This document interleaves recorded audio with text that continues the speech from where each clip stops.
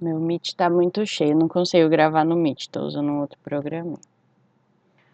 Bom, então bom dia, né, antes de tudo. Muito bom vê-los nessa semana. Eu tô meio amarela, tá? Minha luz aqui é um pouquinho amarela, não sei. Tomara que vocês não se incomodem.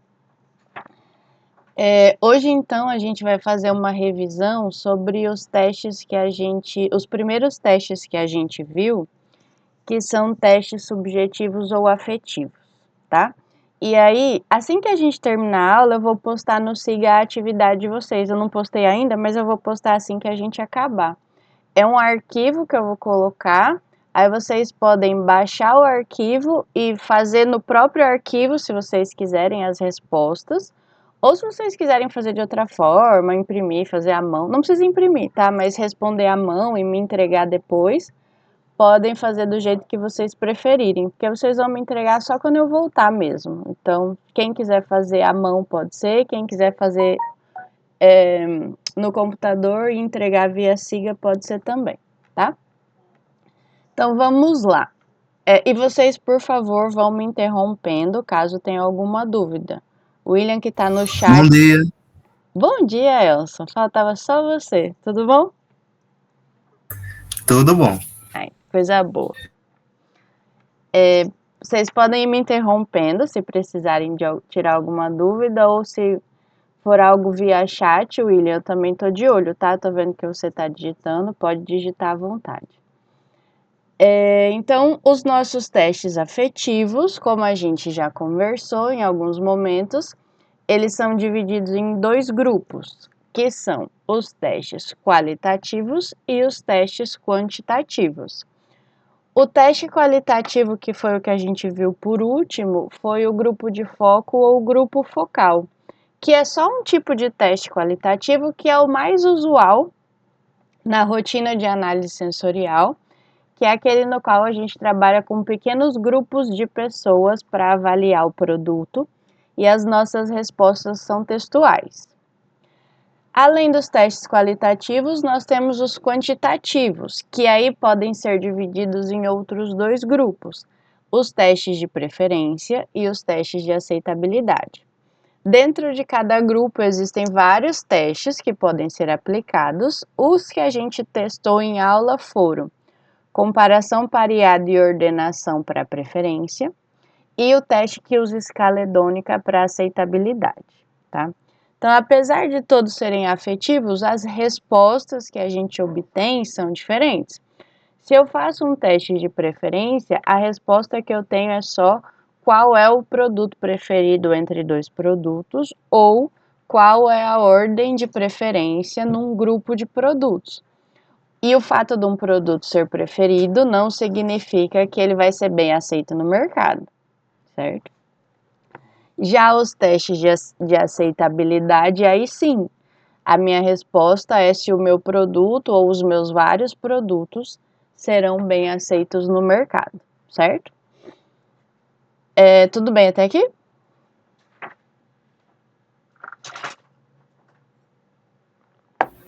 Tudo bem, professor. Tudo bem. Então tá, a gente vai falar desses testes um a um, começando pelo nosso teste qualitativo de grupo de foco, ou grupo focal, tá? Então, o grupo focal é uma entrevista cuidadosamente planejada, com o intuito de obter as... Era para estar escrito percepções ali, tá? Obter as percepções individuais de pessoas sobre uma determinada área de interesse, ou sobre um determinado produto, ou sobre um grupo de produtos. Eu posso fazer grupo focal só para falar de um produto ou para falar de dois ou mais, tá? Essa sessão normalmente é conduzida numa mesa redonda ou da forma que a gente fez lá em sala, todo mundo sentadinho em círculo para que as pessoas consigam conversar umas com as outras, certo? Esses grupos são de 6 a 9 pessoas, no máximo 12, no máximo, porque muita gente também acaba dispersando muito e tem gente que também não se manifesta, então é bom que não seja um grupo muito grande. Precisa que o moderador, que é, no caso, o analista ou a pessoa que está preparando a análise, né, seja uma pessoa imparcial. A gente, às vezes, quando a gente vai fazer grupo focal sobre um produto que a gente desenvolveu, a gente, às vezes, acaba sendo um pouquinho tendencioso nas perguntas. Então, por isso, a gente tem que tomar um pouco de cuidado, né, nessa questão de ser imparcial. Lembra que a gente estava falando sobre os tipos de perguntas que devem ser feitas. Eu nunca vou perguntar, você gostou do produto? Porque quando eu falo você gostou, parece que eu já estou forçando a pessoa a gostar. Então, as perguntas costumam ser nesse estilo aqui, ó. O que você acha do produto? Qual é a sua impressão sobre esse produto? Esse produto te agrada, te desagrada? O que você acha? E às vezes o moderador precisa também inserir alguns conceitos ou alguns termos de análise sensorial na discussão. Vocês percebem aromas característicos, frutados, amadeirados, adocicados? Porque às vezes as pessoas também, elas estão sentindo uma coisa que elas têm dificuldade de pôr em palavras, então o moderador também tem esse papel, tá? O objetivo, então, é que as pessoas se expressem livremente sobre o assunto ou sobre os produtos, e aqui a gente quer buscar consensos, mas a gente também quer buscar ideias inovadoras. Então, todo mundo achou o produto feio, sensorialmente, visualmente feio, porque ele estava muito mirradinho, muito miúdo, por exemplo. Mas uma pessoa achou que esse design pode ser inovador pensando numa questão específica. Então, assim, a gente quer saber a opinião geral das pessoas, mas aquelas ideias que podem ser inovadoras ou ideias, assim, peculiares, né? Elas precisam ser captadas aqui. E a última informação é que se conduz pelo menos 3 grupos. A gente falou sobre isso na aula. Às vezes a gente faz um grupo focal e tem uma pessoa lá que tem opinião muito forte e acaba fazendo com que todos os demais se sintam acanhados em se expressar e acabem concordando com ela. E talvez essa opinião não seja a opinião do grupo. Então a gente faz mais de um grupo, pelo menos 3, para garantir que essas respostas que a gente obtém realmente são significativas. Tudo bem?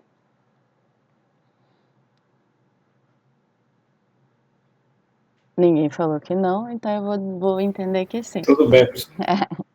Obrigada, João.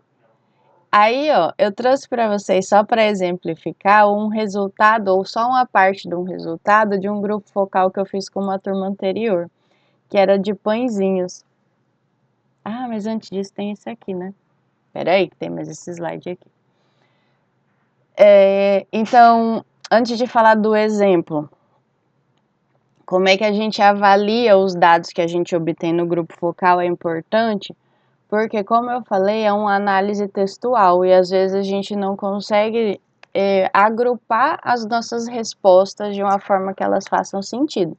Às vezes a gente faz grupo focal e a nossa discussão dá umas 3 páginas de texto, né? E acaba ficando meio confusa a leitura. Então a gente sempre começa para discutir os dados examinando respostas para cada questão. Então lembra que lá na sala a gente fez o quê? A gente começou falando da aparência do produto, depois a gente foi falando da parte aromática do produto e um a uma. Então, na hora de discutir e apresentar esses dados, a gente também apresenta nessa ordem, falando de aparência, depois da parte de aroma, né, para ficar bem claro, e aí a gente vai examinando então as respostas individuais. Outra coisa que a gente vê é frequência de respostas, e aí a gente vai dizendo, olha, para a aparência, a maior parte das pessoas do grupo julgaram a aparência ruim, porque o produto tinha uma cor fraca, o produto, igual a gente estava vendo lá, o produto B, visualmente, ele está num marronzinho muito clarinho para ser um produto de chocolate. Então, eu não preciso o tempo todo ficar assim, 3 pessoas disseram isso, 4 pessoas disseram aquilo. Eu não preciso, mas eu preciso dizer para onde que foi a maioria. Então, olha, a maior parte do grupo entendeu ou julgou que o produto tinha uma aparência um pouco fraca para aquilo que ele, para a proposta do produto, que é um leite achocolatado, por exemplo. Mas, além disso, a gente observa aquelas respostas únicas e aquelas grandes ideias. Uma coisa que ficou muito marcada em mim daquele dia foi aquela fala, acho que foi do William, que foi tipo assim: ah, esse produto me lembra muito o que eu faço em casa, então esse produto me agrada muito. Isso, por mais que seja uma fala individual, é uma fala que para um desenvolvimento de produto faz muita diferença. Então, a gente sempre anota essas grandes ideias ou essas falas significativas, tá? E transcreve também alguns trechos de respostas, porque aí, se eu coloco entre aspas, como alguns avaliadores disseram, e coloco lá entre aspas, isso dá um bom exemplo ou uma boa clareza de que as pessoas realmente tiveram aquela opinião, tá? Esse teste, então, não tem estatística, mas alguns autores fazem uso de percentuais para apresentar o resultado. Lembra que a gente, as últimas perguntas que eu fiz foi tipo assim, de 0 a 10, que nota que você dá para esse produto? Poderia colocar lá, então, no geral, o grupo focal deu uma nota 9, por exemplo. Sem muita estatística, tá? Sem calcular muita coisa. Só para exemplificar mesmo, ok? E aí, agora sim, chega o exemplo que eu trouxe para vocês, ó. Eu fiz um grupo focal com uma turma antes de vocês que a gente estava comparando esses dois produtos, essas duas bisnaguinhas, de duas marcas diferentes. Então, esse da Plus Vita a gente chamou de A e o Balduco a gente chamou de B.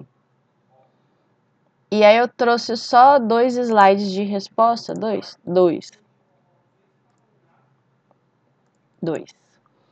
Em termos de aparência, porque esses produtos, eu acho que tem no próximo slide aqui, ó.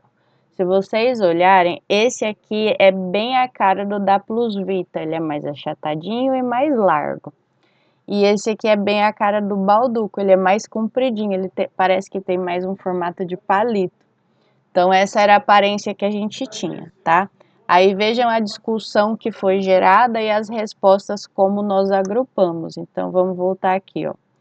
E a resposta é bem textual mesmo, tá? Então, vejam, ó. Em relação à aparência, o produto A revelou-se mais bem aceito do que o B pela maior parte do grupo, por apresentar as seguintes características. Então, o formato que cabe mais recheio agradou mais, coloração mais escura, aparenta estar mais assado, ser mais claro por dentro e voltar mais fácil do que o produto A ao apertar. Entretanto, aí vem, isso aqui foi o genérico, tá? O consenso. Entretanto, uma pessoa revelou que o produto A, pelo formato apresentado, parece que não cresceu, porque ele era um pouquinho mais achatadinho. Então, em geral, todas as pessoas aceitaram bem, mas aqui ao final, ó, é uma resposta particular, uma ideia específica. E aí aqui vem uma transcrição, ó.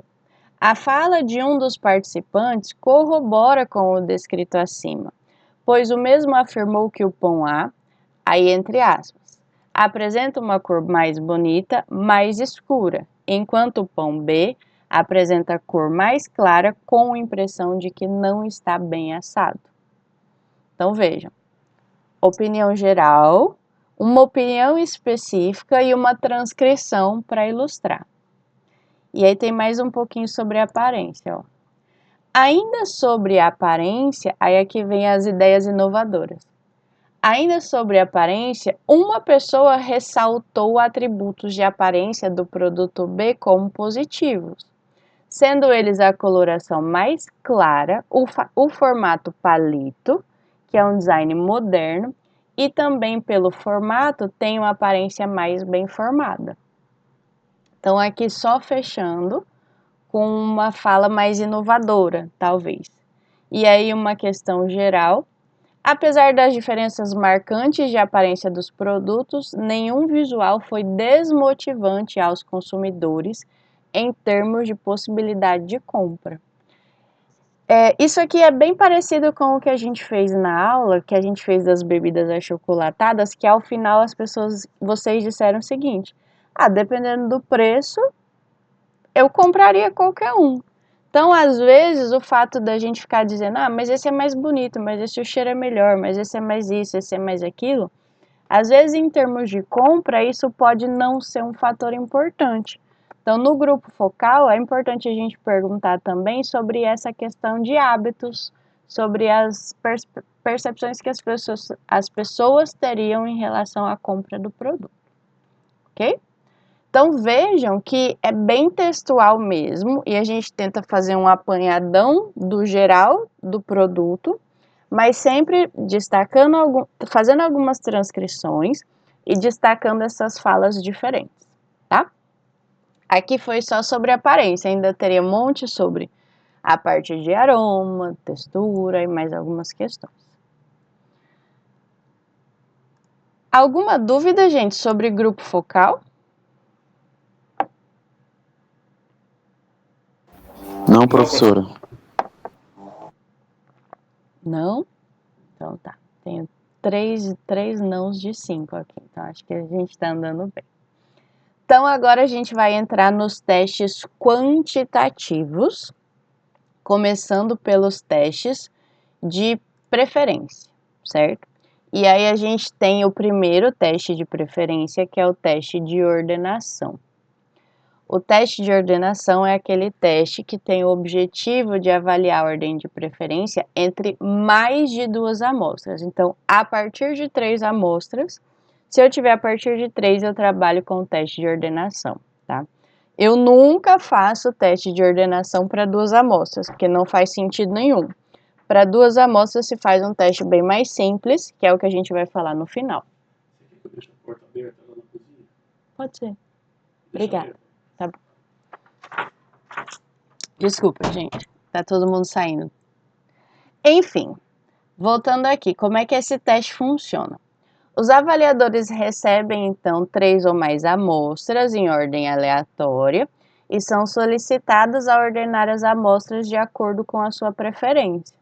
Então, por exemplo, aqui na bandejinha, a pessoa recebe 4 amostras, lembrando que aqui, quando a gente faz grupo focal, as pessoas têm que discutir sobre os mesmos produtos. Então, não preciso ficar me preocupando com códigos aleatórios, dígitos aleatórios, porque todo mundo tem que falar do mesmo produto. Aqui não. Aqui as pessoas não têm que falar. A avaliação é individual. E a resposta de uma pessoa não deve influenciar na resposta de outra. Então, é por isso que a gente sempre faz essas codificações com dígitos aleatórios e para cada avaliador a gente monta uma sequência diferente de códigos. Da mesma forma que para cada avaliador a gente coloca numa ordem essas amostras. Então, por exemplo, Renata vai receber essa bandeja aqui, que tá a amostra, vou falar por cor, tá? A amarela, a rosa, a verde e a laranja. Quando for João, já vai estar em outra ordem, já vai começar, por exemplo, com a rosa. Quando for Emerson, já começa com a verde. Quando for Elson, já começa com a laranja. E vamos fazendo todas essas combinações possíveis, para eliminar todos aqueles erros de conversa entre vocês.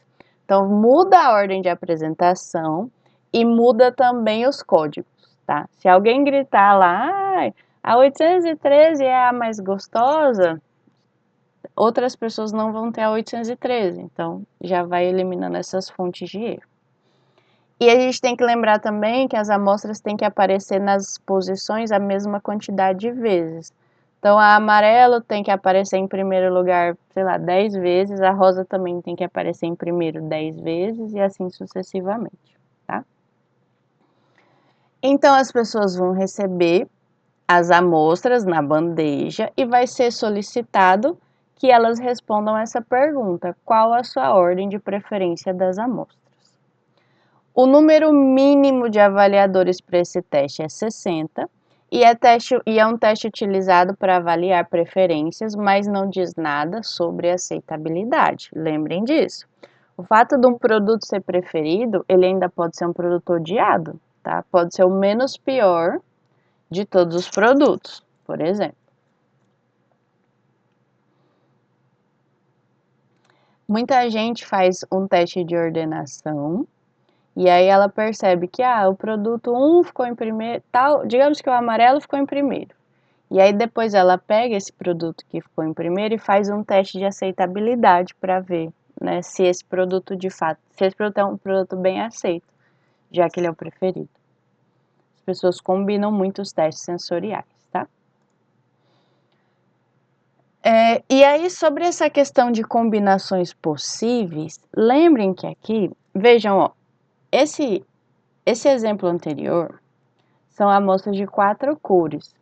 Para cá, a questão visual, ela pode sofrer bastante variação, porque às vezes, eu tenho uma empresa lá que eu vendo iogurte de 4 sabores, que são esses aí. Só que tá saindo muito caro para mim fazer os 4, eu quero fazer só 3. Então eu quero saber qual dos 4 o consumidor gosta menos para eu tirar ele de linha, por exemplo. E aí, assim, as amostras vão ter todas essas características visuais diferentes e tá tudo ok, tá? Eu preciso tomar cuidado para servir a mesma quantidade de amostra. Mas essa diferença visual aqui não tem problema para esse tipo de teste. Da mesma forma que não teria para esse aqui, ó. Digamos que eu tenho aqui 3 receitas de biscoito. Esse aqui é o biscoito de nata que o William faz, esse aqui é o biscoito de nata que o Emerson faz, esse aqui é o biscoito de nata que o João faz. Totalmente diferentes visualmente. E eu quero fazer um teste de ordenação para saber qual é o biscoito preferido que eu vou comprar esse biscoito para usar lá nos coffee breaks do Enag, por exemplo. Então, o cuidado que eu tenho que ter só é de colocar os produtos inteiros para o avaliador e colocar sempre a mesma quantidade. Então, botar 2 ou 1 para todo mundo, tá? Mas a questão deles serem visualmente diferentes não é um problema para esse tipo de teste, ok? Mas lembrem disso, o produto sempre inteirinho. O biscoito que está quebrado sempre vai ser um biscoito menos preferido, ou quase sempre. E aí, então, se eu vou fazer um teste de ordenação, por exemplo, com 3 amostras, eu tenho que lembrar das combinações possíveis que eu tenho. Então, eu vou ter as combinações que começam com a amostra A, por exemplo, que são 2, ABC e ACB. Vou ter as combinações que começam com a amostra B, BAC, BCA, e as combinações que começam com a amostra C, tá? Se eu tenho 4 amostras, eu vou ter 24 combinações. Se eu tenho 5 amostras, eu já vou ter mais de 100 combinações. E aí eu sempre tenho que garantir que a amostra A vai aparecer na primeira posição, na mesma quantidade de vezes que a B e com a C, e isso também para as outras posições, ó. 2 vezes A, 2 vezes B, 2 vezes C. 2 vezes A, 2 vezes B, 2 vezes C, certo? A ficha costuma ter essa cara aqui. Você está recebendo 3 amostras de biscoito, por favor, prove as amostras da esquerda para a direita e as ordene de acordo com a sua preferência, colocando em primeiro lugar a que você mais gostou e em último a que você menos gostou, ok? Deixa sempre um espaço para comentário, se alguém quiser escrever alguma coisa, tudo bem.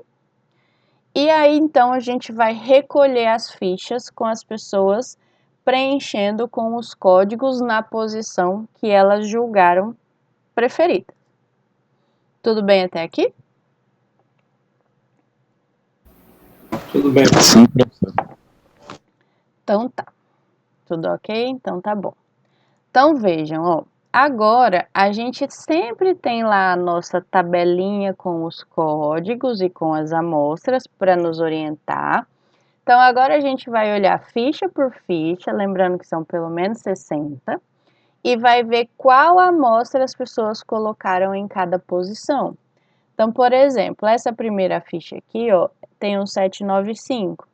Esse 795 está aqui, estão vendo? Então, essa pessoa recebeu essa linha.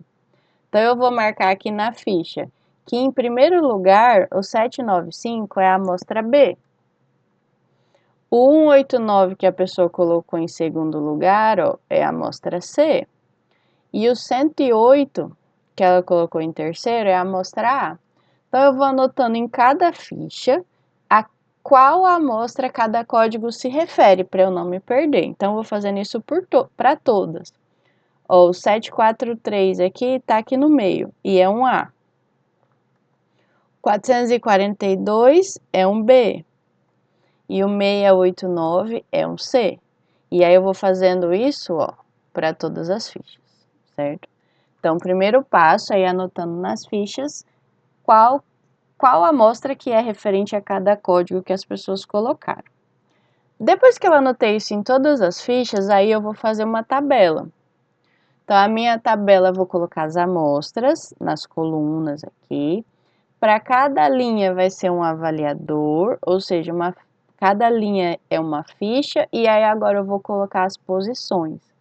Então, por exemplo, para essa primeira ficha aqui, ó, a amostra A ficou em terceiro.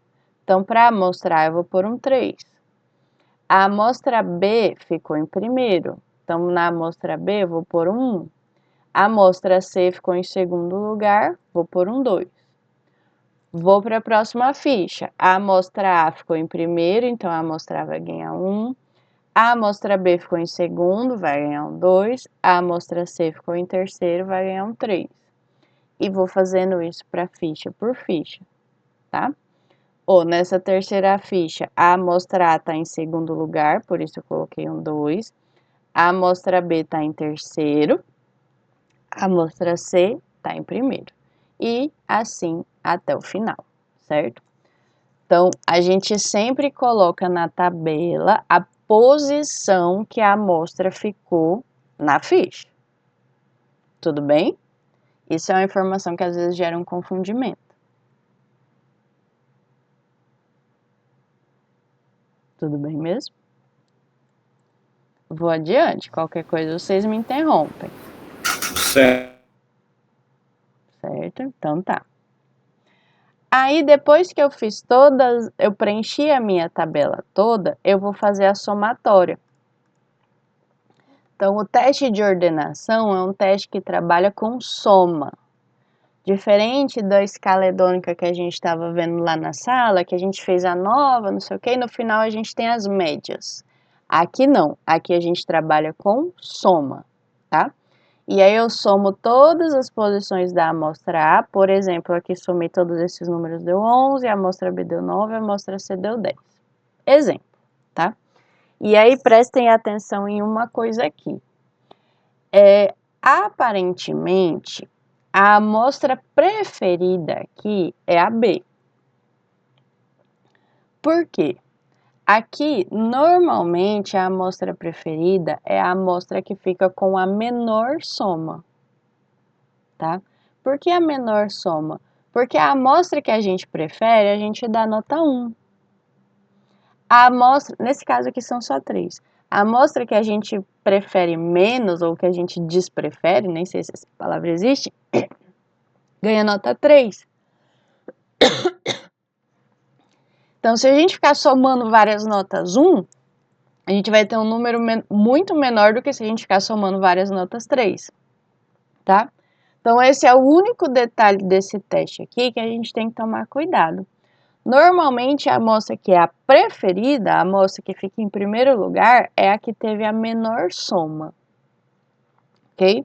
Então, aqui a nossa preferida provavelmente é a B, e a nossa menos preferida provavelmente é a A. Mas a gente precisa fazer a estatística do teste para ter certeza que existe uma diferença significativa, ok? Então, eu vou lembrar vocês como é que a gente faz essa estatística do teste. Vejam só. Esse aqui é só um exemplo inicial, só com 5 pessoas, tá? Lembrando que 5 pessoas não nos dá uma resposta significativa. Então, vamos supor que eu fiz esse outro teste aqui com 60 pessoas, então tem 3 pontinhos aqui, 60. E aí eram 4 sabores, sei lá, de biscoito. Biscoito de coco, de chocolate, de morango e de baunilha. Aí somei todas as posições e o biscoito de coco teve uma soma de 143, o de chocolate de 101, morango 193 e baunilha 163. Então, Aparentemente, o biscoito mais preferido ou o biscoito preferido é o de chocolate. Porque vejam, ele teve mais primeiros lugares, né? E aparentemente o menos preferido é o de morango. Mas agora a gente vai ver estatisticamente se isso é um fato, tá? Então, o meu primeiro passo para isso é saber qual é o DMS do meu teste. E para teste de ordenação, a gente costuma pegar esses DMS tabelados. Vem da tabela de Newell e McFarlane. Quem estava na aula recebeu o roteiro, quem não estava na aula, o roteiro está no SIGA, tá? E aí no roteiro tem essa tabela. Essa tabela para 5% de significância, que é o tradicional. Então, essa tabela depende do número de amostras e depende do número de julgamentos ou do número de avaliadores. Então, nesse exemplo aqui, nós temos 4 amostras, certo? E nós temos 60 pessoas. Então, se a gente cruzar 4 com 60 aqui embaixo, o número que a gente vai ter, ó, 4 aqui com 60 aqui, vai ser 37. Então, o nosso DMS é igual a 37. Então, a partir de 37, significa que existe uma diferença significativa entre as amostras, ok? E aí, agora a gente vai comparar essas somas, porque esse teste trabalha com somas, não com médias. Então, vejam. Eu tenho aqui que o de coco deu essa soma, o de chocolate deu essa soma, o de morango deu essa e de baunilha deu essa. Eu vou comparar todos entre todos. Então, eu vou começar do de cima para ficar mais fácil. Então, eu vou comparar coco com chocolate, coco com morango e coco com baunilha. Ok? Depois, eu vou para o segundo, que é chocolate. Aí, eu vou comparar chocolate com todos, mas eu já comparei com coco. Então, eu vou comparar só com morango e só com baunilha. Depois, vou para o próximo, que é morango. Já comparei com os de cima, falta só o de baixo. Então, a gente vai fazer todas essas subtrações, ó. Coco menos chocolate é a primeira, coco menos morango é a segunda, coco menos baunilha é a terceira. Então, terminei o coco, vou para o chocolate. Mas o chocolate já foi comparado com coco, então falta chocolate com morango e com baunilha, que é os que estão embaixo. Terminei o chocolate e vou para morango. Já foi comparado com os de cima, só falta o de baixo. E aí, baunilha, então, já foi comparado com todo mundo. Ok? Então, veja, eu comparei coco com 3, comparei chocolate com 3, 1, 2, 3, morango também com 3, 1, 2, 3, e baunilha também com 3, 1, 2, 3, certo? E aí, eu vou sempre subtrair essas somas. Se é coco com chocolate, vai ser o 143 menos o 101. Se é coco menos o morango, é o 143 menos o 193. E faço tudo e vejo essas diferenças, ok? Independente se essa diferença é para mais ou para menos, se ela é positiva ou negativa, eu vou comparar essas diferenças com o meu DMS. O meu DMS, a gente viu lá na tabela que é 37. Então, a partir de 37, existe diferença significativa.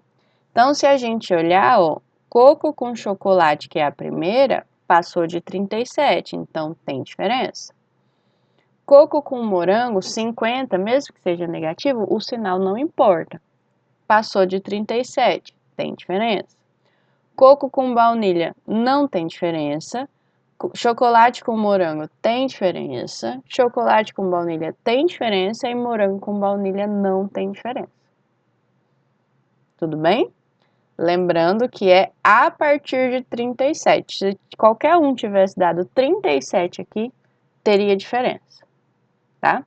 Então, só coco e baunilha não deu diferença estatística e morango e baunilha também não deu diferença estatística. Todos os outros entre todos deram diferença estatística ao nível de 5%. Beleza?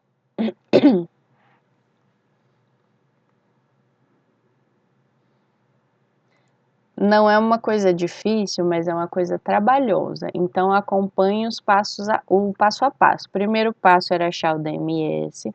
Segundo passo, comparar as diferenças entre as amostras, todas entre todas. Depois que a gente faz isso, o nosso terceiro passo é montar uma tabela de resultado final. E aí, vejam, a gente coloca na tabela as amostras. Normalmente a gente coloca as amostras em ordem, tá? Em ordem de possível preferência. Então, a amostra que eu coloco primeiro na tabela é a que teve a menor soma, e a amostra que eu coloco por último é a que teve a maior soma, que eu já coloco na tabela na ordem possível de preferência. Então, ó, a menor soma, a seguinte e a seguinte, tá?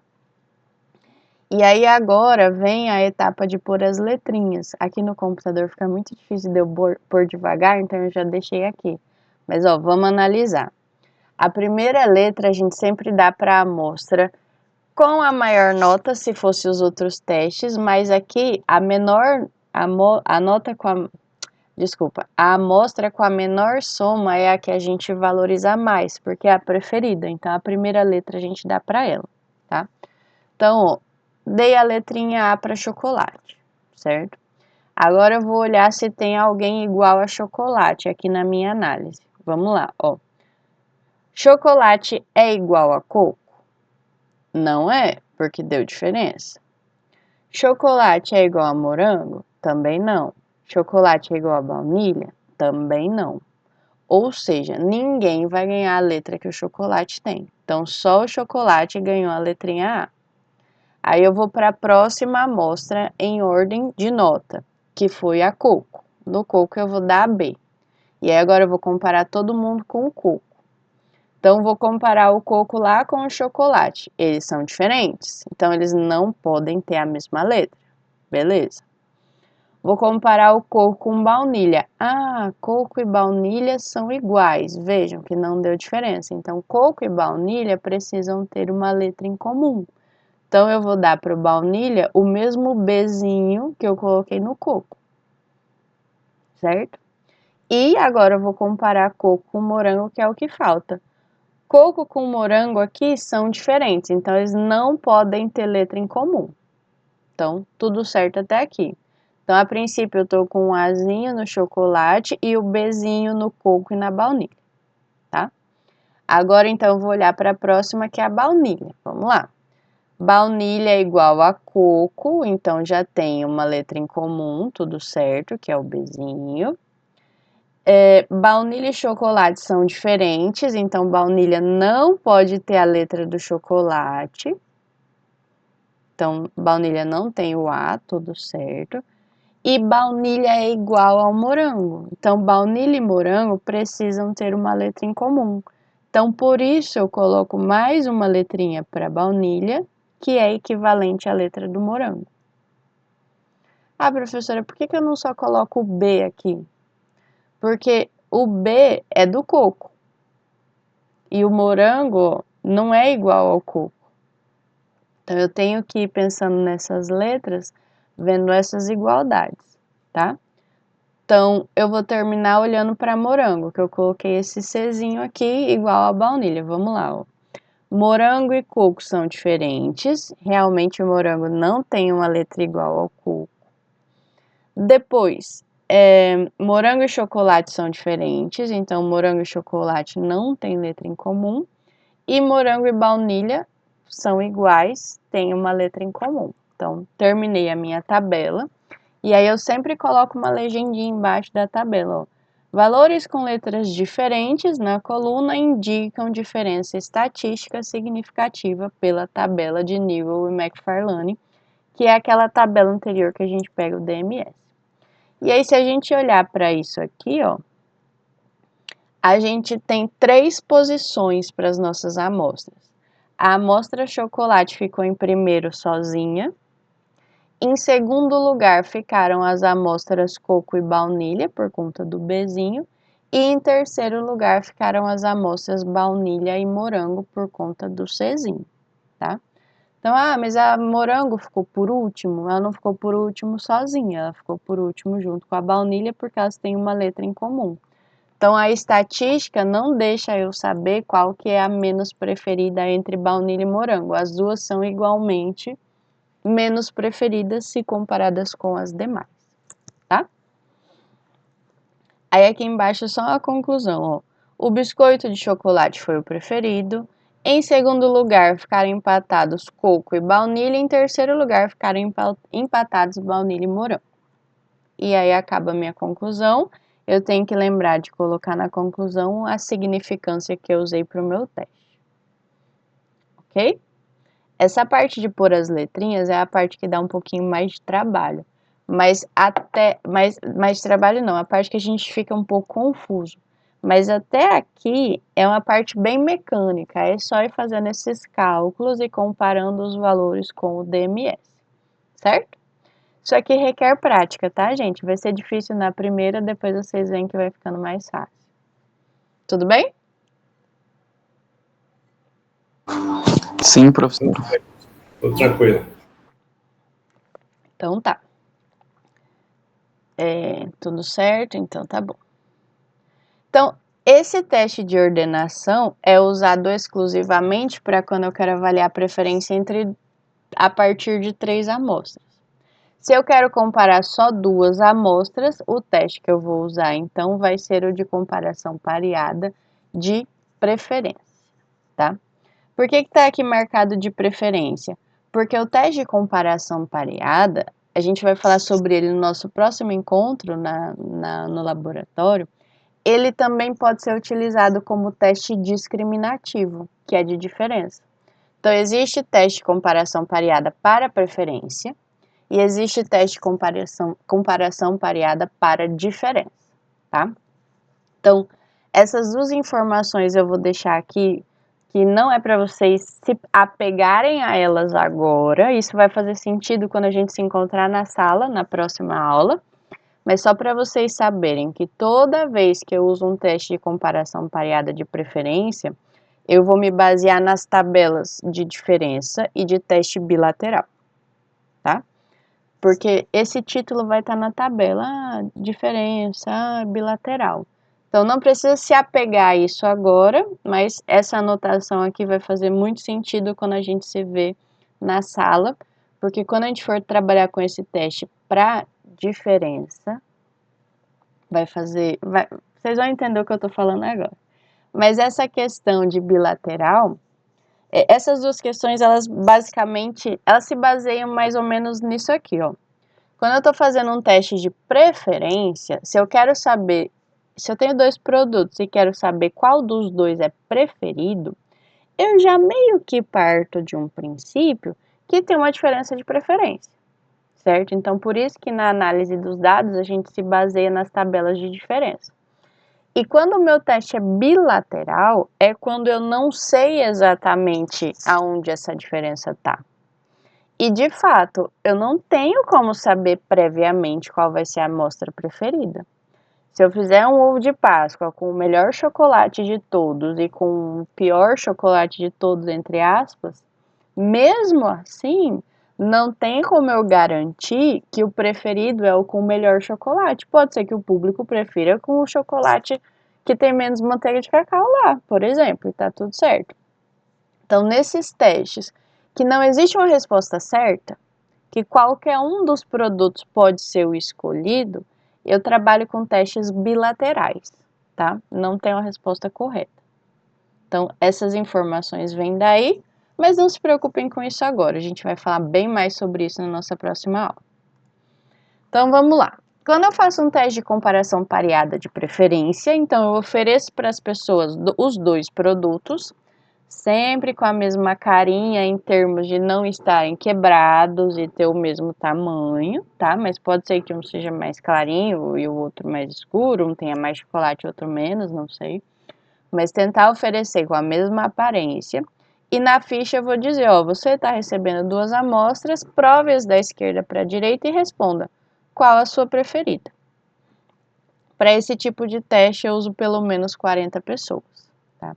Então, não tem por que eu fazer um teste de ordenação para avaliar 2 amostras, porque eu vou precisar de mais gente e a análise dos resultados é mais trabalhosa. Eu faço uma comparação pareada com menos pessoas e a análise dos meus resultados é bem mais tranquila, tá? Então, as pessoas vão preencher as fichas e aí eu tenho a minha tabela original de códigos. Se eu só tenho 2 amostras, eu só tenho 2 combinações possíveis. Então, a ordem vai ser BA e AB. Eu preparo lá uma tabela de códigos e aí quando eu coleto essas fichas, o que eu vou identificar na ficha é o que a pessoa marcou. Então, ó, essa primeira ficha aqui, a pessoa escolheu a 486 como preferida. E cadê a 486? Ó, tá aqui. Então, essa pessoa aqui preferiu a amostra B. Eu vou marcando. Essa segunda ficha 293, cadê o 293? Tá aqui, ó. Então, essa segunda pessoa também preferiu a amostra B. E essa pessoa aqui, 724... tá aqui, ó, 724. Então, essa última pessoa escolheu ou preferiu a amostra A. Então, eu vou anotando ficha por ficha qual amostra que a pessoa preferiu. Tudo bem?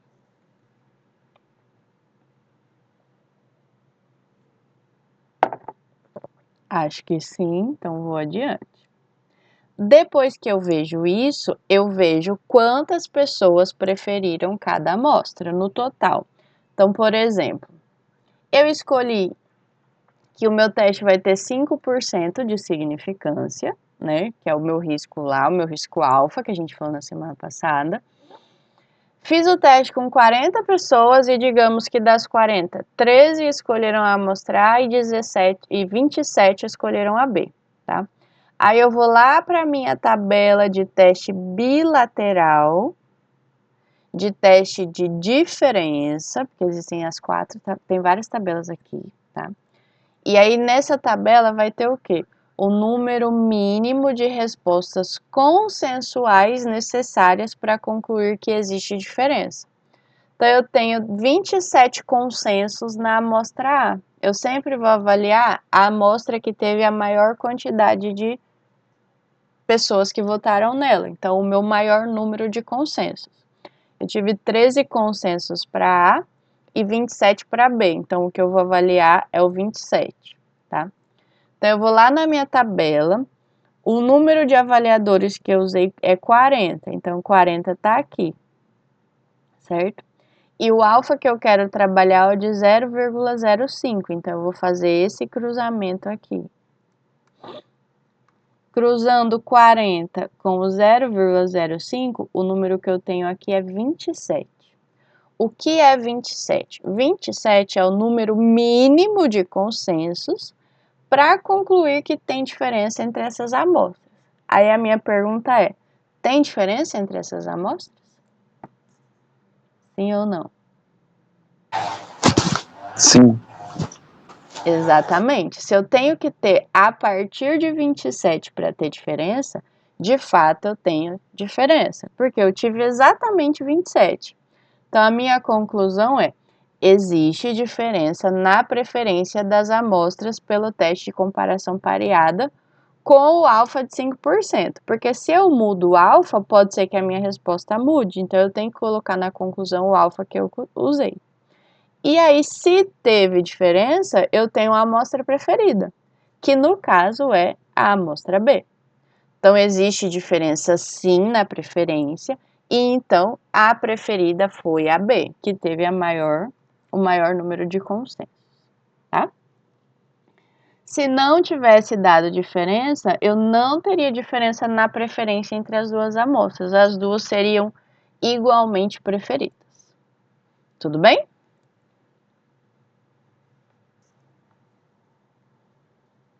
Tudo bem, professor. Então vejam que o teste de comparação pareada é bem mais rapidinho que o de ordenação em termos de aplicação e análise dos dados. Eu apresento para menos pessoas, porque eu preciso de pelo menos 40, enquanto no outro eu preciso de pelo menos 60. E a minha conclusão é só baseada numa tabela, tá? E aí, para a gente concluir, a gente tem que definir sempre o tamanho do risco que a gente quer correr, ou o tamanho do erro que a gente quer que o nosso teste tenha. E o usual é trabalhar com 5%. Gente, tendo dito tudo isso, eu termino de falar sobre testes de preferência e a gente entra nos testes de aceitação. Alguém quer fazer alguma pergunta sobre os testes de preferência?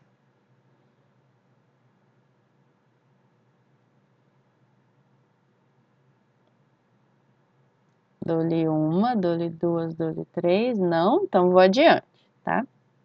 Então a gente vai falar sobre o teste que usa a escala hedônica, que é a escala que mais se utiliza, assim, eu nem tenho outras para citar para vocês, de tanto que as pessoas utilizam essa, que é a escala que se usa mais para avaliar a aceitação de produtos. Essa escala se baseia em expressões bem do dia a dia, o quanto você gosta ou desgosta de um produto, tá? Eu posso fazer um teste desse para avaliar a aceitação somente de um produto, então eu coloco uma amostra lá e só, e pergunto, coloco a escala. Ou eu posso avaliar 2 produtos simultâneos, 3, 4, até aquela quantidade que não cause fadiga no avaliador, certo? E eu posso fazer uma pergunta geral, tipo assim, ó, igual tá aqui, tá bem pequenininho, ó. Você tá recebendo 3 amostras de wafer. Avalie cada amostra usando a escala para descrever o quanto você gostou ou desgostou do produto. E aí é só uma nota única geral para o produto. Ou eu posso perguntar de atributos específicos. Eu quero saber quanto você gostou da cor e da textura. Quero saber o quanto você gostou do sabor de morango e da cor rosa. Posso perguntar absolutamente sobre o atributo que eu quiser. Eu, que sou analista, vou definir o que é importante para mim, tá? Então, eu posso avaliar a aceitação global ou a aceitação de atributos do produto. Tem gente que avalia os grupos gerais de atributos de produto, que são aparência, aroma, sabor e textura ou viscosidade, se for sólido ou líquido, tá? Essa escala hedônica, ela pode ser verbal somente, então ela só teria textos, não teria números. Ela pode ser facial, colocar as carinhas de feliz ou triste, que normalmente se usa para criança. Não estruturada, que aí eu não teria subdivisões, eu só faria assim, de 1 a 9, me fala quanto você gostou do produto. E a pessoa ia fazer um risco no meio de uma linha reta sem subdivisões. Mista é quando ela tem números e textos, certo? E a quantidade de pontos normalmente varia de 5 a 9, 5, 7 ou 9. O que eu marquei em vermelho aqui é o que se usa mais. Escalas hedônicas mistas, que tenha o número e o texto, e 9 pontos, tá? Normalmente indo de gostei muitíssimo até desgostei muitíssimo. Então, os avaliadores vão receber as amostras codificadas com números de 3 dígitos, como vocês já sabem, e é solicitado que ele analise os seus sentimentos em relação à amostra e em relação a um ou vários atributos. É muito comum a gente colocar junto uma escalinha de intenção de compra, tá? Não é obrigatório, mas as pessoas gostam de colocar junto. E os avaliadores são selecionados ao acaso entre consumidores habituais do produto, pelo menos 60 pessoas. Toda vez que a gente faz teste afetivo, é importante que a gente trabalhe com pessoas que têm o hábito de consumir esse produto ou que gostem desse produto. Porque não adianta trabalhar com gente que não consome, a pessoa vai sempre avaliar mal. E avaliar sempre mal não necessariamente é um reflexo da qualidade do produto, é só uma questão pessoal. Então, precisa se trabalhar com pessoas que são consumidores habituais, porque aí sim eu vou ter um reflexo da qualidade do produto, tá?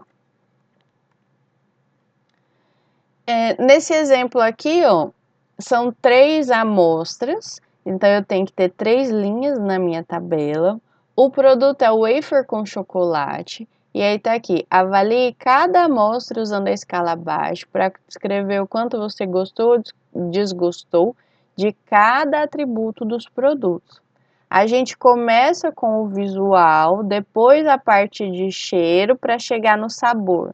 Se a nossa tabela começar pelo sabor, a pessoa põe o produto na boca e esquece, na hora de avaliar o visual, ela já engoliu, tá? Então a tabela costuma ter essa ordem, tá? Ainda avalia a sua intenção de compra em relação às 3 amostras, então a pessoa vai pôr os códigos aqui e dá as notas, certo? A ficha costuma ter essa cara.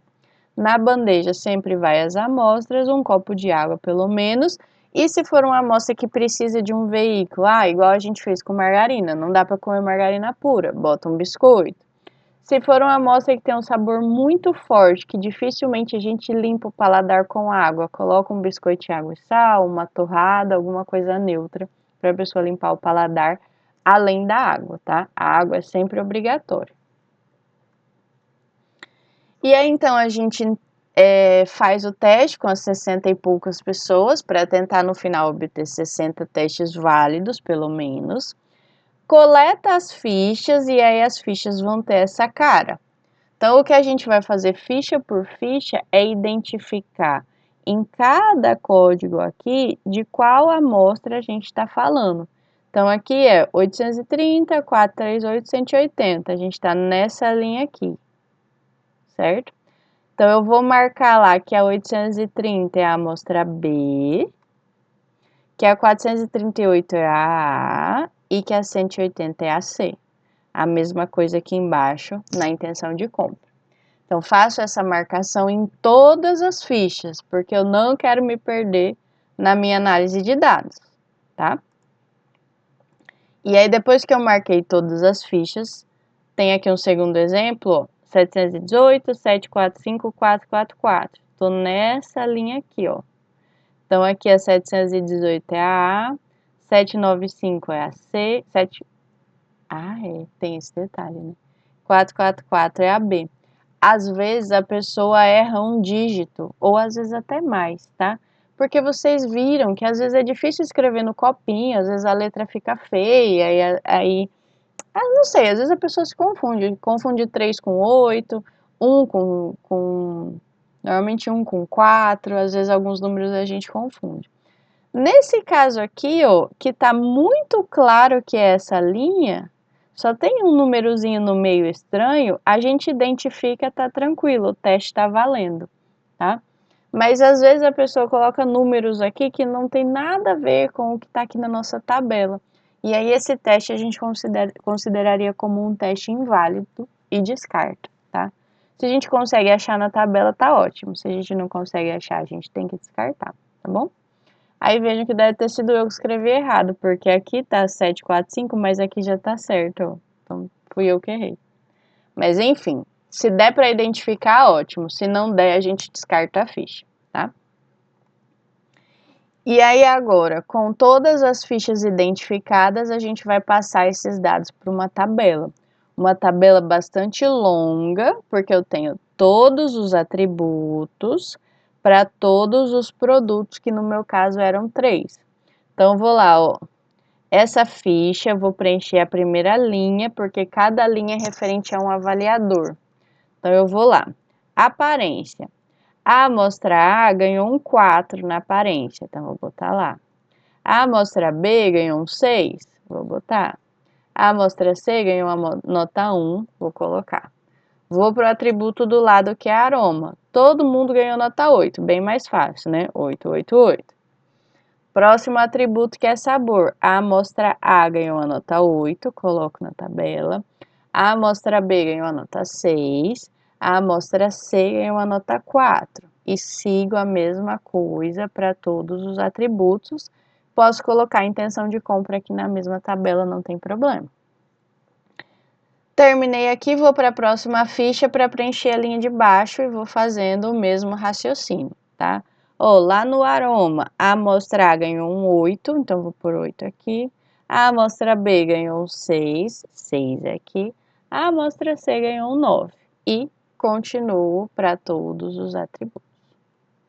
Tudo bem?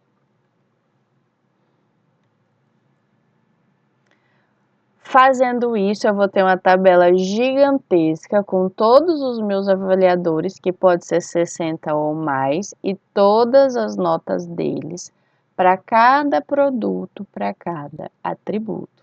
E aí, estatisticamente, a gente avalia atributo por atributo.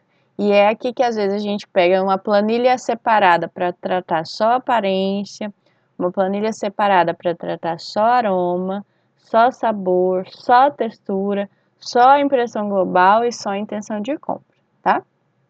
Para facilitar a nossa vida. E aí a gente vai fazer aquilo que a gente estava fazendo lá no Excel. Então eu vou pegar, por exemplo, aparência. Pego todos os dados e coloco lá no Excel, os dados para aparência, e vou fazer a nova fator duplo sem repetição. Então o passo a passo está aqui, ó. A análise estatística dos resultados obtidos com a escala hedônica é realizada por ANOVA, que é a análise de variância, para saber se existe ou não uma preferência ou uma rejeição significativa. Para a comparação entre as médias, o teste utilizado é o de Tukey. Então, passo 1. Usar o teste de ANOVA para verificar se existe diferença entre as amostras. E aí a gente vai comparar os Fs. Se o F do teste for menor que o crítico, não tem diferença. Se o F do teste for maior, aí sim tem diferença. E se tiver diferença, eu vou usar o teste de Tukey para ver onde que essa diferença está. Então, vejam. Digamos que a gente pegou lá o atributo de aparência, fez lá a nova fator duplo sem repetição e teve as nossas amostras A, B e C, foram avaliadas 60 vezes e as médias foram essas. Então, a primeira amostra ficou com a média 5,8 para aparência, a segunda 7,03 e a outra 3,9. E aí o primeiro passo que eu vou fazer é comparar os Fs. Lembrando que quando a gente faz a ANOVA, a gente tem aqui linhas e colunas do Excel. E o que a gente quer ver é a diferença entre as colunas, que são as amostras. Então, eu até troquei aqui, ó, troquei linhas por avaliadores e as colunas por amostras, para a gente sempre ficar mais claro. E aí são esses Fs que eu vou comparar. Esse F é o F do teste, que é o F calculado, e o F crítico é o F tabelado. Então, o meu F calculado é maior que o crítico, que é essa situação de baixo aqui. Então, significa o quê? Que existe uma diferença entre as amostras, ao nível de 5%, que é o que a gente está usando lá na ANOVA. O Excel até coloca lá o alfa 0,05. A gente pode trocar se quiser, mas o usual é esse mesmo. Então, a gente percebeu que existe diferença nesse atributo. Aí, o que eu vou fazer agora? Eu vou fazer o teste de Tukey. Tudo bem? Tô indo rápido?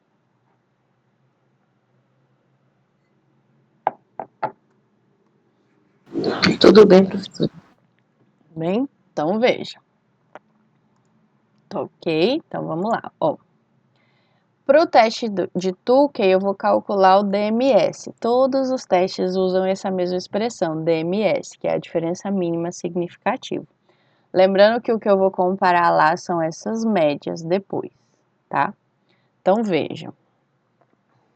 Se existir diferença, eu vou usar o teste de Tukey para saber quais amostras diferem entre si.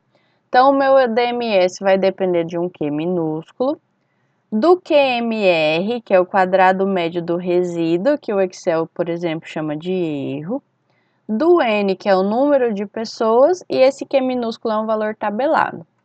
Então, o número de pessoas, a gente lembra que foi 60.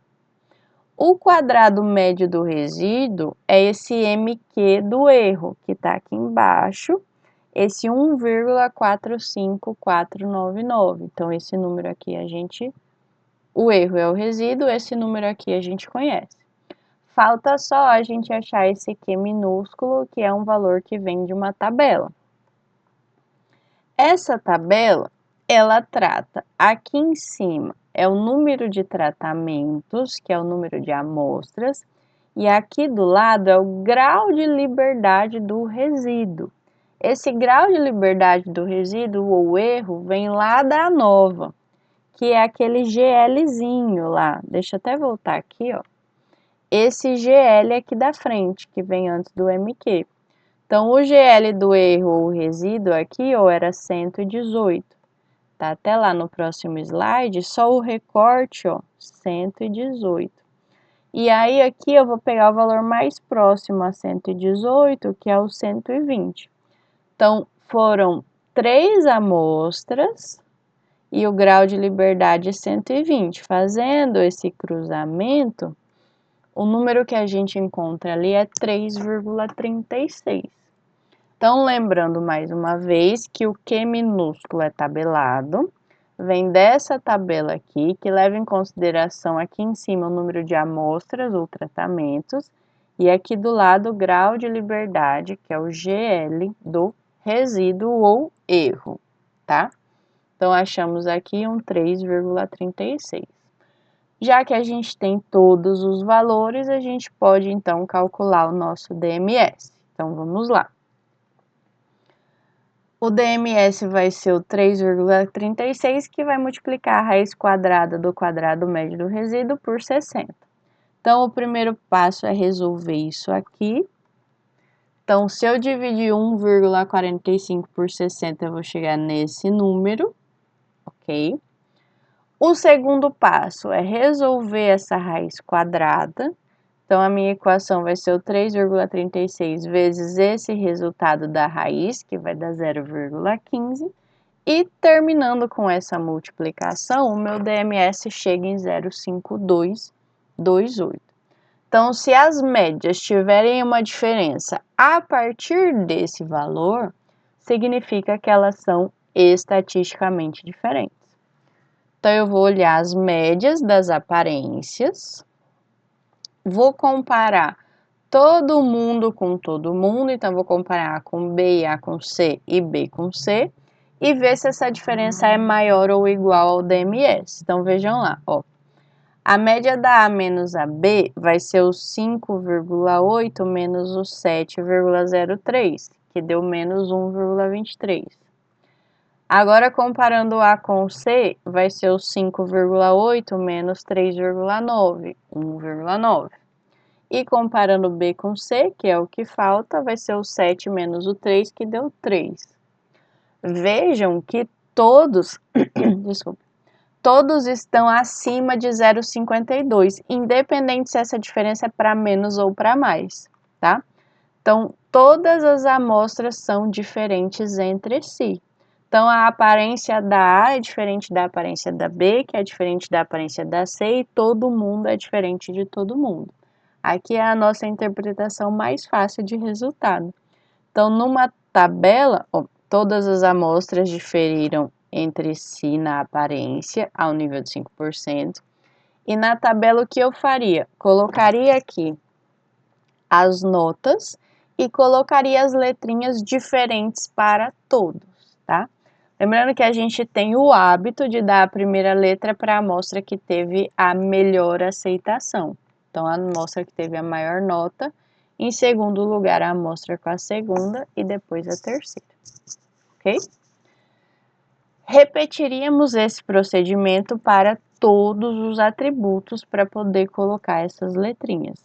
E aí, na conclusão, a gente costuma dizer assim: em relação à aparência, por exemplo, a amostra B foi a que teve a melhor aceitação, porque ela ficou com 7,03. Então, a nota dela está aqui, ó, entre 7 e 8, ou seja, em relação à aparência, a amostra B ficou entre gostei moderadamente e gostei muito, enquanto a amostra A ficou entre não gostei nem desgostei e gostei ligeiramente, que é entre 5 e 6.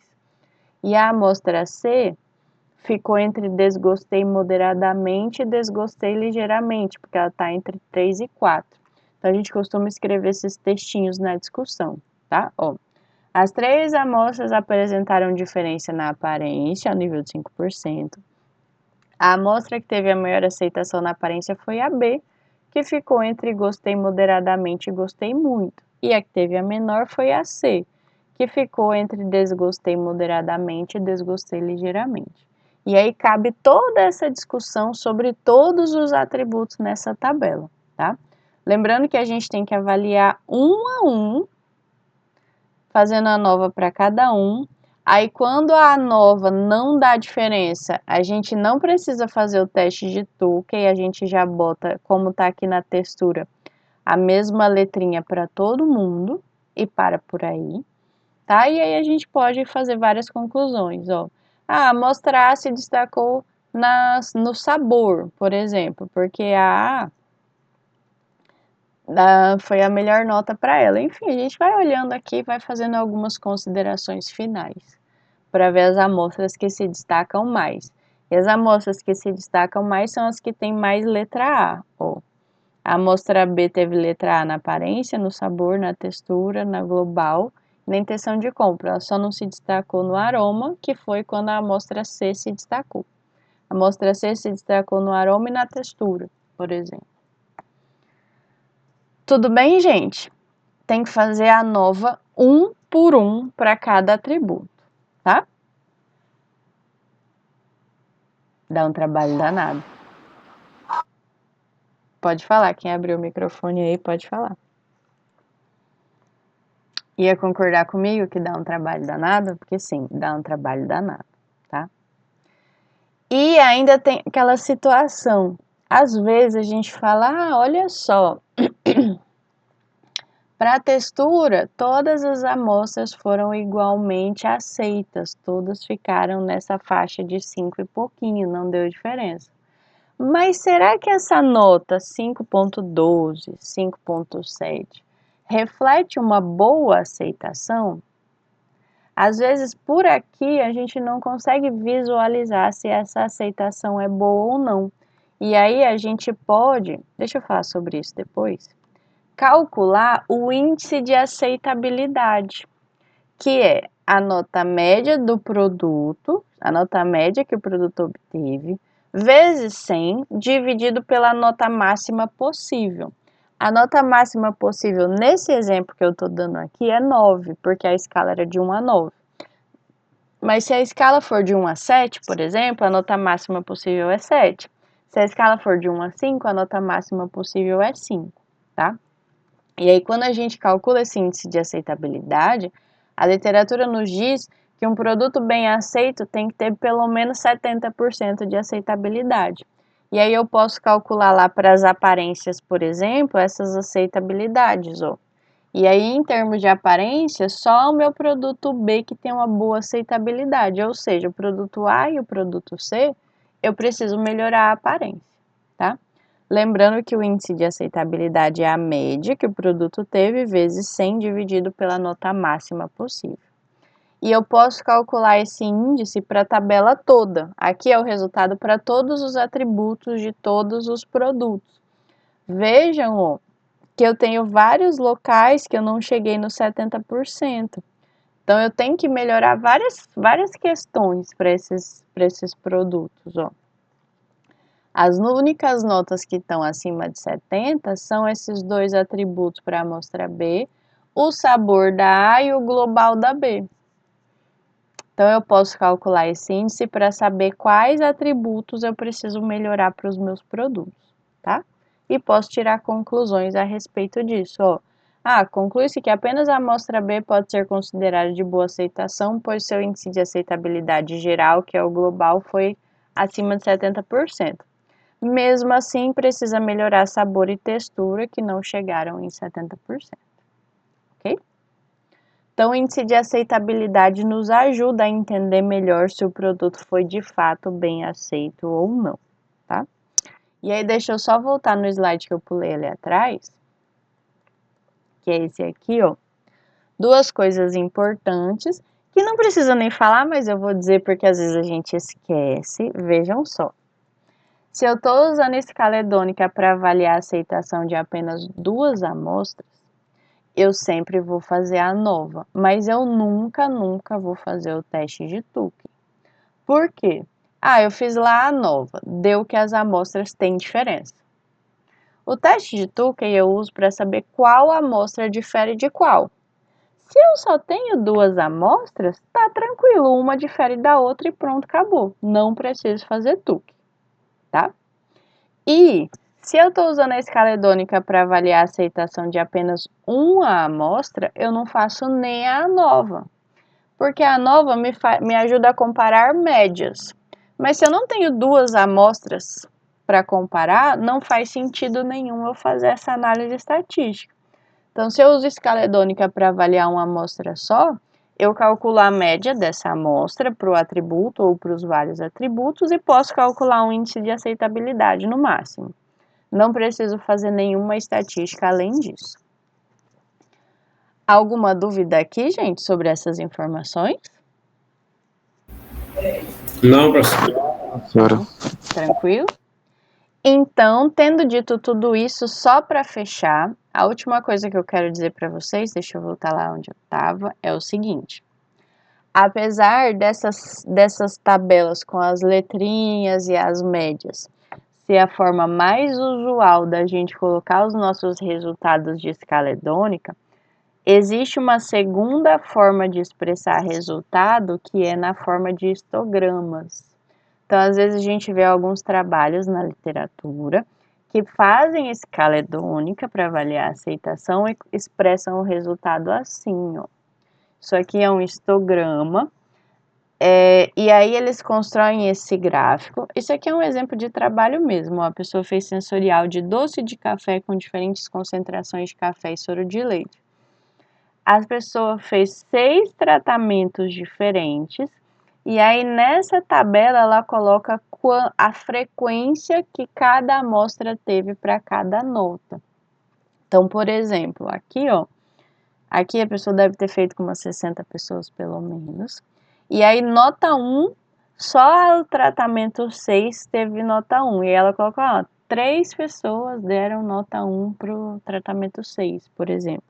Aqui deve ser 1 ou 2, porque aqui vai até 5, né? E aí ela coloca lá, por exemplo, para cada nota, quantas pessoas deram essa nota para cada tratamento. Então a gente monta aquela tabela com as notas e vai contando. A amostra 1 teve 3 notas, a amostra A, por exemplo, teve 3 nota 1, teve 2 nota 2, não teve nenhuma nota 3, teve 10 nota 4, vai somando para construir isso aqui, tá? E aí, por exemplo, aqui ó, no 8, a amostra 2, que é esse amarelinho claro, o T2, foi a que teve mais notas 8, seguida da amostra 1, depois a amostra 5, e a que teve menos nota 8 foi a 6. E aí, se vocês olharem, ó, nota 9, a amostra 6 não teve nenhuma nota 9. E aí as conclusões são baseadas nessas observações. Ou a amostra que apareceu com as menores notas aqui, só apareceu a amostra 6 aqui. E ela não apareceu com nota 9. Então, aparentemente, a amostra 6 foi a menos aceita das amostras. E a amostra que mais se destacou nas maiores notas, 8, 9 aqui, é essa laranjinha. Então, aparentemente, essa amostra é mais bem aceita dentre essas amostras avaliadas. Então, só para vocês saberem que apesar da tabela com as médias e as letrinhas ser a forma que a gente mais expressa resultado de escala hedônica, uma segunda forma de expressar esses resultados também é na forma de histogramas, ok? Aí a pessoa faz histograma para cada atributo. Se vocês olharem, ó, figura 2, histograma de distribuição de notas recebidas pelas amostras em relação ao sabor. Figura 4, histograma de distribuição de notas recebidas pelas amostras em relação à impressão global. Então, vejam que é um histograma para cada atributo. E é isso, gente. O que eu tinha de passar para vocês de revisão é isso. Alguém quer fazer alguma pergunta? Não? Tudo certo? Tudo certo. Então, pronto. Agora eu vou... Deixa eu só parar de gravar isso aqui.